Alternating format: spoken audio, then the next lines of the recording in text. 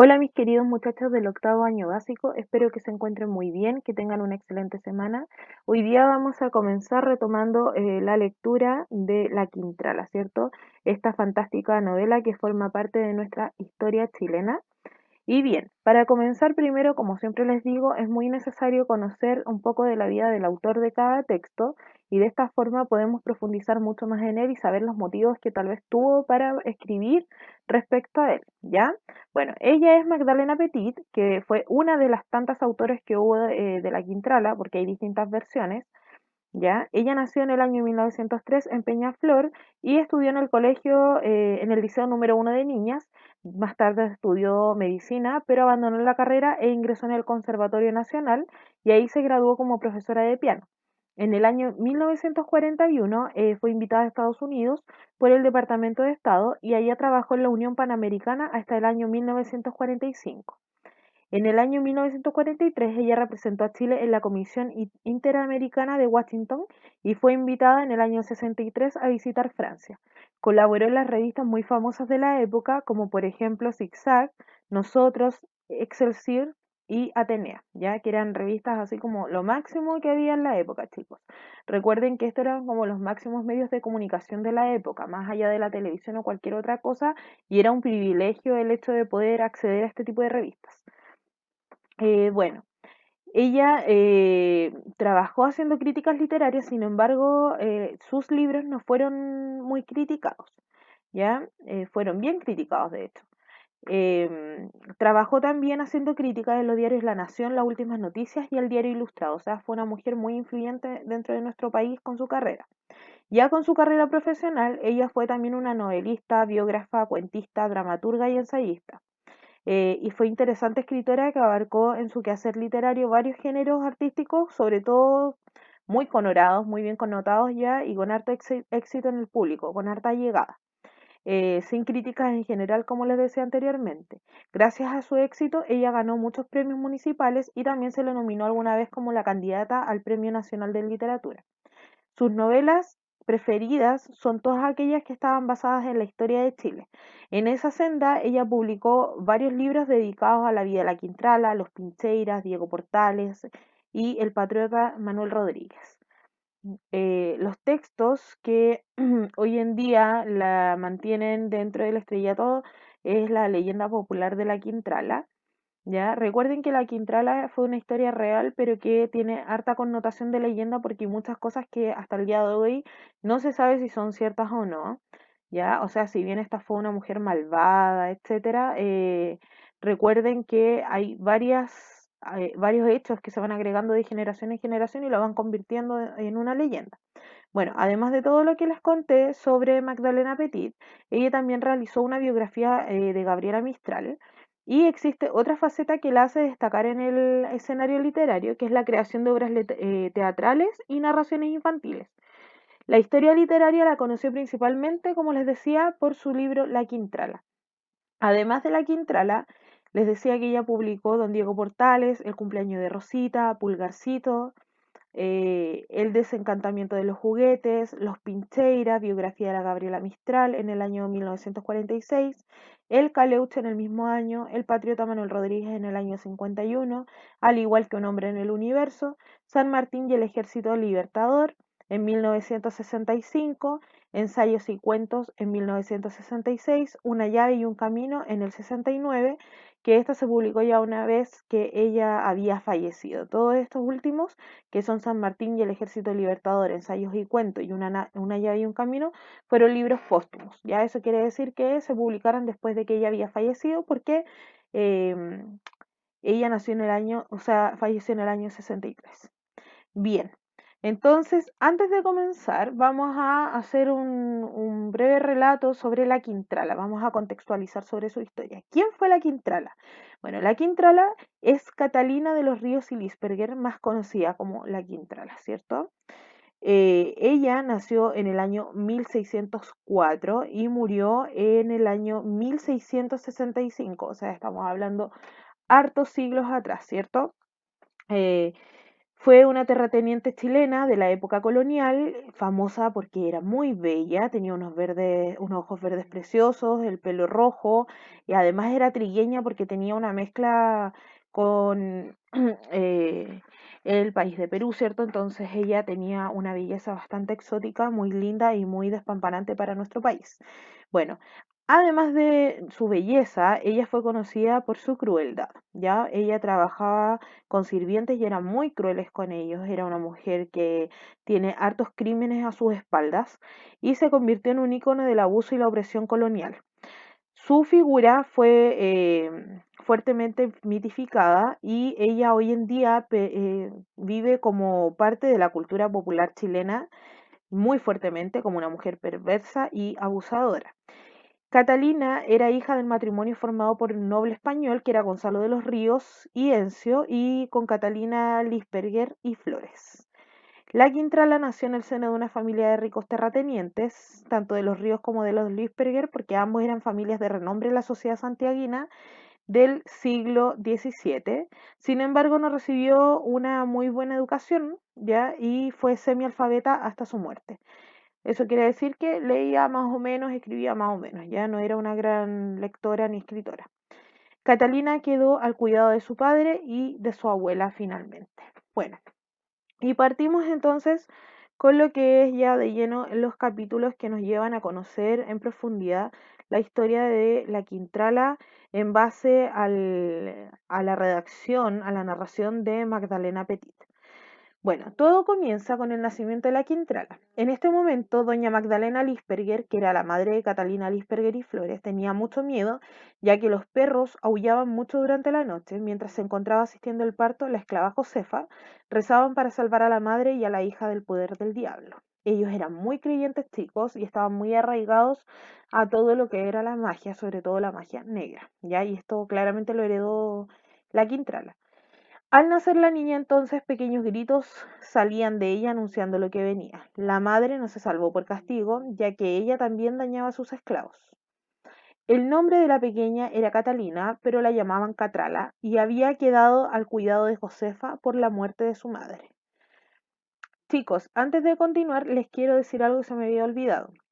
Vamos a partir contando la historia en general y luego vamos a hacer un resumen capítulo a capítulo, pero algo muy breve, ¿ya? Así que necesito que me pongan máxima atención, sobre todo ahora, y después vamos a recapitular al final y diciendo como las partes más importantes de cada capítulo. Bueno, como les decía entonces, se había muerto la mamá. Cuando Catrala y Quintrala es lo mismo, chicos, le decían de ambas formas, ¿ya? Cuando la Catrala tenía los 9 años, entonces realizó una procesión en su pueblo porque a ella le gustaba mucho asistir porque la gente se azotaba por los pecados. O sea, esta niña tenía una fuerte atracción por lo que era la violencia, ¿cierto? La sangre y todo este tipo de cosas. Entonces ella iba a estas procesiones porque le gustaba ver cómo la gente se azotaba por los pecados que había cometido y le gustaba ver el sufrimiento de las personas. Pero su abuela no le daba permiso, así que para lograr lo que quería, la niña empezó a amenazar con tirarse el pelo si no le daban la autorización. Ya que la abuela no cedía a la pequeña, se sacó un mechón y la abuela se vio obligada a darle permiso. O sea, la niña desde pequeña empezó a manipular y desde aquí se empezó a notar el carácter que tenía ella, la Quintrala. El padre de Catalina se llamaba Gonzalo de los Ríos. Ella creció con él y en la compañía de su hermana, que era doña Águeda de los Ríos, quien se casó tempranamente con un oidor de la audiencia de Lima, que era don Blas Torres de Altamirano. ¿Ya? Entonces, don Gonzalo sabía que su mujer, doña Catalina Lisperger, tenía dotes de bruja, ya que su suegra y a su hija les llamaban las brujas de Talagante. O sea, todo esto, la Quintrala lo heredó de su madre. El padre de Catalina se reunió un día con Fray Pedro de Figueroa, a quien le llamaron el santo en la ciudad de La Serena, para pedirle ayuda con su hija, y esta se rehusó a confesarse porque dijo que no sabía hacerlo. Doña Águeda Flores, que era abuela de Catalina, se hizo cargo de la Quintrala, ¿cierto? Junto con Josefa, que era la esclava, ¿ya? Ella comienza a hablarle del diablo, pero don Gonzalo se enojó y la mandó a azotar por desobediente. Él no quería que la niña tuviera los mismos encuentros satánicos, digamos, que tenía la mamá, ¿ya? No quería que se heredara esto. Además decidió enviarla a la hacienda de Tobalaba, pero Josefa le pidió que por favor no lo hiciera. Bueno, pasó un año y la volvió a sorprender nuevamente con estas prácticas hacia la niña, y esta vez ya no la perdonó y la mandó a la hacienda de la Ligua. Pero la niña, la Quintrala, se opuso, enloqueció, pero no le resultó su manipulación. Al tiempo después se enfermó y no podía caminar porque las piernas se le trababan, en la noche andaba como un poco confundido, llamaba a Josefa para que le quitara el demonio y la esclava tuvo que volver para ayudar a Catalina, pero don Gonzalo no estaba de acuerdo, ¿ya? Luego Magdalena se llevó a Josefa y la mandó nuevamente a la Ligua, y aquí la Quintrala se vuelve a enfermar y nuevamente trajeron a Josefa. Como ustedes ya les había dicho anteriormente, la Quintrala es una niña mala, ella castigaba a los empleados, les gustaba verlos sufrir, y un día se confesó a su padre que ella quería ser buena, pero que el diablo le ganaba. Ante esto su papá decidió enviarla donde las monjas agustinas y ahí realizó ejercicios de rezos y además hizo la primera comunión. Duró un tiempo, pero después volvió a la casa, ya que se dio cuenta que no quería ser monja, y en su regreso Josefa le pidió que realizaran un pacto con el diablo, ya que ella no podía espantarlo. Hacer un pacto, chicos, es vender el alma al diablo, pero no siempre se necesita esto, le dijo, ¿ya? Entonces, en este caso, Josefa le pide a la Quintrala, le dice que a ella le bastaría con hacer sacrificios de pecado. Entonces dijo Josefa que esto quería decir que debían dejarse llevar por el pecado en vez de sujetarlo. ¿Ya? Esto lo voy a preguntar después, entonces es súper importante. Hacer sacrificios de pecado es, en el fondo, dejarse llevar por el pecado, hacer cosas malas y no aguantarse. Bueno, don Gonzalo sorprendió a Josefa, que va a buscar al negro Manuel para realizar brujería, y este decide azotarla y encerrarla. Josefa lo maldijo y le dijo que cuando se le pega a la Josefa, el diablo se venga. O sea, eso quiere decir, lo estaba amenazando que más tarde le iba a pasar algo malo. El padre llegó a la habitación de Catalina y la encontró con convulsiones, expulsando espuma sangrienta por la boca, moviendo los ojos de un lado para otro, y don Gonzalo tiene que pedirle nuevamente a la Josefa que sane a su hija. ¿Ya? Así que en el fondo pasan todo este tipo de cosas que son actos de Catalina también, un poco para manipular al papá y que se ponga del lado de Josefa sin llevarle como la contraria. Catalina de los Ríos y Lisperger empezó a crecer y ya en este entonces, como les dije, era muy hermosa, se notaban todos sus atributos, perdón, alta, de ojos verdes, de pelo rojo, como el quintral. ¿Por qué le decían quintral entonces? Porque era como el quintral, que es el nombre de una planta parásita de flor roja, ¿ya? Por eso entonces venía su apodo, que era quintrala. Bueno, según parecen los primeros años del siglo XVII, en el seno de las familias más ricas de Chile y emparentada con la alta aristocracia limeña y santiaguina. Como les decía anteriormente, ella procedía de ambas nacionalidades, ¿cierto? Que era limeña y santiaguina del Perú y de Chile, ¿ya? Josefa y Catalina se dieron cuenta que el papá no les permitía realizar todos sus planes, así que empezaron a planificar el envenenamiento del caballero que más tarde dio resultado. Le avisaron a Fray Pedro que don Gonzalo se estaba muriendo y cuando él llegó, el papá ya había fallecido. Aparece también doña María de los Ríos y Encio, que era la hermana de don Gonzalo, y ella se dio cuenta de todo, pidió justicia para que aclararan que, que la hija Catalina lo había envenenado. Y ante esta situación, el padre Figueroa vio llorar a la Quintrala.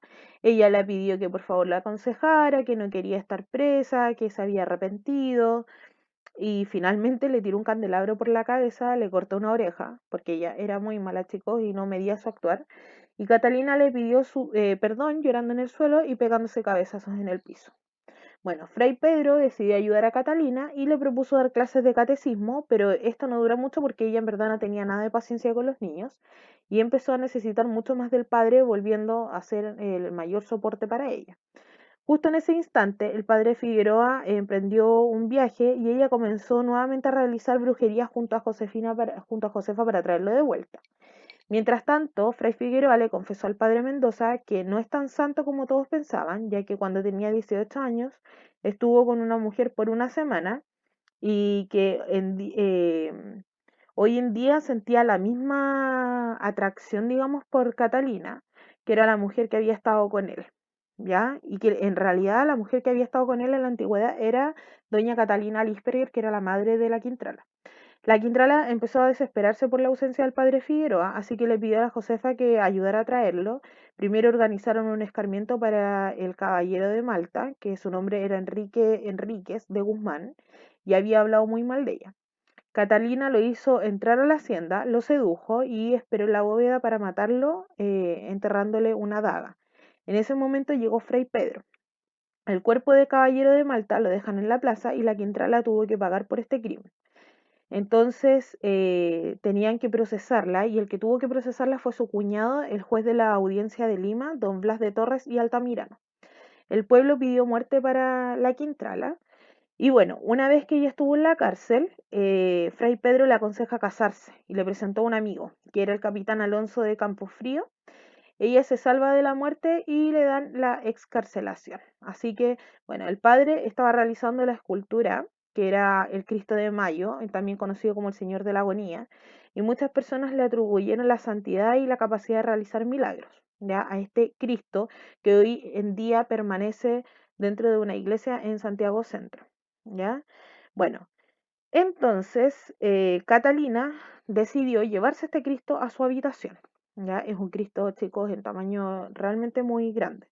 Bueno, Catalina se casó finalmente con Campofrío, se fueron a vivir a la hacienda de la Ligua, ya que el padre le pidió 3 años de destierro, y la Quintrala empezó a realizar nuevas fechorías, ya empezó a castigar de nuevo a los esclavos, empezó nuevamente con su comportamiento que ella mantenía en la antigüedad antes de irse presa. Bueno, un día decidió ir a ver a Fray Pedro, pero este no podía ir a ver a Catalina y en el camino Josefa le cuenta la historia de su madre con el padre Figueroa. Ella no lo podía creer y empezó a sentir fuertes celos, así que apresuró el viaje para poder enfrentar al padre. ¿Ya? Cuando Catalina llegó, le pidió al padre Figueroa que la bese igual como había besado a su madre y este no aceptó y para expresar su rabia pidió que retiraran el Cristo de la habitación y desde este momento entonces la ira de Catalina fue aún mayor que toda la que tenía antes. Ahora vamos a resumir toda la historia y brevemente por capítulos, chicos, ¿ya?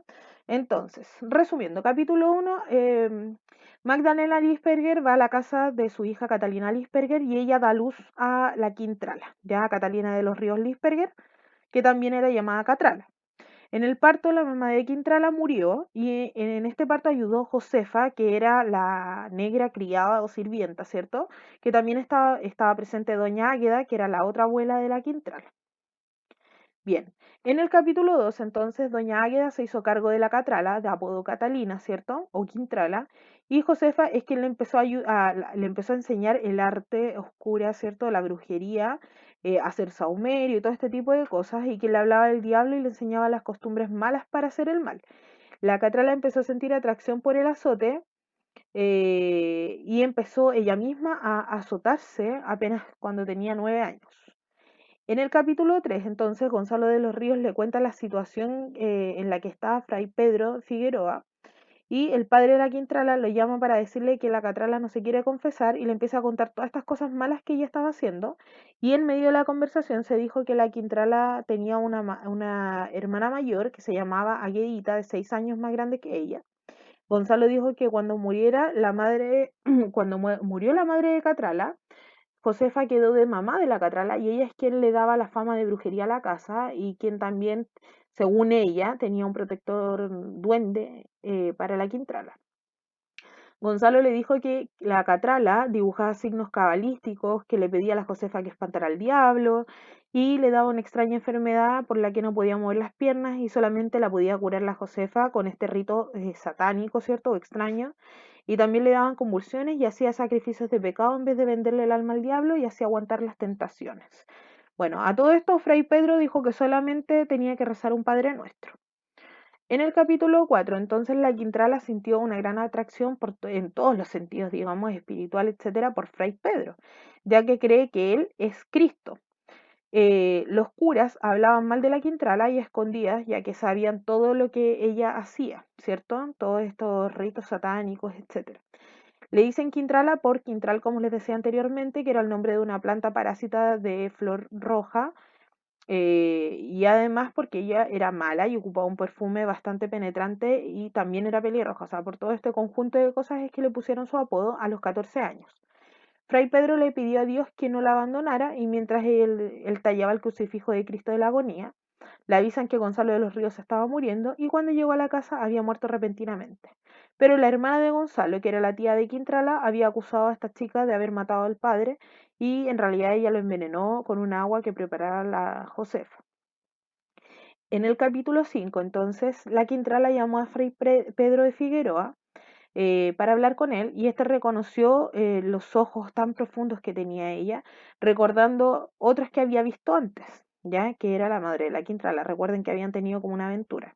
La Quintrala le pidió ayuda irónicamente y le dijo que él podía ayudarla porque él es el santo y Fray Pedro lo negó, ya que no puede serlo por un error que había cometido con la mamá de la Quintrala. En el capítulo 6, entonces, la Quintrala demostró el cinismo y maltrató a los niños a los que le enseñaba catequesis, y luego va a donde el santo a conversar con él y a decirle que cuando le hablaba se sentía pura, luego van a ver al Cristo que estaba tallando el fray. En el capítulo 7, Fray Pedro le cuenta al padre Mendoza que él no se merecía que lo llamaran santo, porque cuando era joven y la Quintrala aún no nacía, la madre de esta lo tentó y lo llevó un día a la semana, digamos, a una casa que había en el cerro después de misa a pasarlo bien, entre comillas, ¿cierto? Dice que es una gran mancha en su vida, además que un gran pecado, y luego él le contó a un sacerdote y este lo perdonó. Bueno, y después siguió siendo cura después de esta confesión que hizo. En el capítulo 8, la Quintrala le pegó a uno de sus sirvientes, como le dice, porque no habían llegado unas cartas, y le pidió a Josefa que preparara una poción, digamos, un brebaje, para embrujar a Fray Pedro y llamarlo. Bueno, aquí salió Isabel, que era una esclava, y que desde ahí empezó a estar en todas las cosas en todas las fechorías de la Quintrala. La Quintrala mató a un tal Enrique, ¿cierto? Que le clavó un puñal mientras éste abría la puerta para salir a la calle, y cuando el cuerpo cae, justo estaba enfrente el padre Figueroa, que era Fray Pedro, mirando cómo el cadáver estaba a sus pies y la Quintrala con el puñal ensangrentado, por lo cual esta fue castigada. Entonces, en el capítulo 9 y 10, para evitar entonces que su castigo en la cárcel, el fray le presenta a un amigo llamado Alonso Carvajal de Campofrío y le dice que se case con ella, ¿cierto? Él se conmueve por la Quintrala y quiere efectivamente ser su esposo. Y ella acepta. Entonces luego viene el capítulo 10, donde la Quintrala y Alonso Carvajal de Campofrío finalmente se casan, contraen matrimonio, ¿cierto? Después ella demuestra ser una mujer bastante apasiva, traslada al Cristo de la Agonía a su casa, no quiere volver a la cárcel y se empieza a portar bien. Así que empezó a obrar de buena forma, a llevarle pastel a los enfermos, etcétera, en el fondo a hacerse la buena. Pero tiempo después, entonces, todo esto sale a la luz. Cuando retiran a Cristo de Mayo, se pone más fiera que nunca, manda a azotar a indios y echó de menos a Fray Pedro, ¿ya? Porque recuerden que ya después estaba en su casa de la Ligua, ya que la habían desterrado de donde estaba, y comenzó nuevamente con sus fechorías a matar gente. Bueno, finalmente y al pasar de los años y después de todos los crímenes que cometió, entre ellos 39 asesinatos hacia sus sirvientes y muchos más, eh, ella muere en el sueño, digamos, ¿ya? O sea, muere en su cama, enferma, pero ya vieja. Y bien, aquí yo les voy a dejar la evaluación, entonces, que es bastante sencilla respecto a esta lectura. La lectura, si bien es compleja, tiene vocabulario bastante desconocido, espero haberlos ayudado con esta síntesis. La primera pregunta dice, ¿qué quería decir Josefa con que había contra cuando nació la Quintrala? ¿Ya? Al momento que nace la niña, ella dice que había contra. ¿Por qué se habrá referido así? ¿A qué se habrá referido con este término? Número 2. ¿Qué es el Quintral? Lo expliqué durante dos ocasiones, ¿cierto? En el video. ¿Y por qué razón habían asociado el Quintral con la Quintrala? O sea, en el fondo le pusieron Quintrala por esto, pero ¿qué significaba? Número 3. Describe el trato que le da la Quintrala a sus sirvientes y da ejemplo de aquellos. O sea, usted me dice cómo era ella con el sirviente y en qué lo notaba, ¿cierto? Número 4. Describe la relación que tenía la Quintrala con su padre. Esta relación era buena, mala, etcétera. ¿Ya? ¿Y por qué? 5. Explica el comportamiento que tiene la Quintrala hacia el sacerdote. Ejemplifica. Ya estamos refiriéndonos al fray al cual la Quintrala quería tener constantemente cerca. ¿Ya? Número 6. Describe lo que sucedió el día que nació la Quintrala. O sea, usted me cuenta con detalle qué fue todo lo que sucedió ese día y lo relaté al principio. 7. ¿Qué importancia tiene el Cristo de la Agonía en la vida de la Quintrala? Y número 8, va a definir la psicología de la Quintrala, o sea, me va a explicar cómo es ella psicológicamente en base a lo que se relata y también en base a las deducciones que usted puede sacar. Y va a opinar sobre el comportamiento que tiene la Quintrala en al menos 4 líneas. O sea, yo no quiero una descripción me parece bien o me parece mal, sino que me va a justificar de buen modo y en base a ejemplos puede ser también, considerando los ejemplos o todos los relatos que yo le hice, y me va a decir entonces qué opina respecto a esta forma de ser o este actuar de la Quintrala. Y bien chicos, recuerden que cualquier duda o consulta que usted tenga respecto a esta actividad, ¿cierto? O bien me quiere enviar la actividad, me la hace llegar al correo prof.carolinarojasv@gmail.com. Espero que sigan muy bien durante la semana y nos vemos en una próxima clase.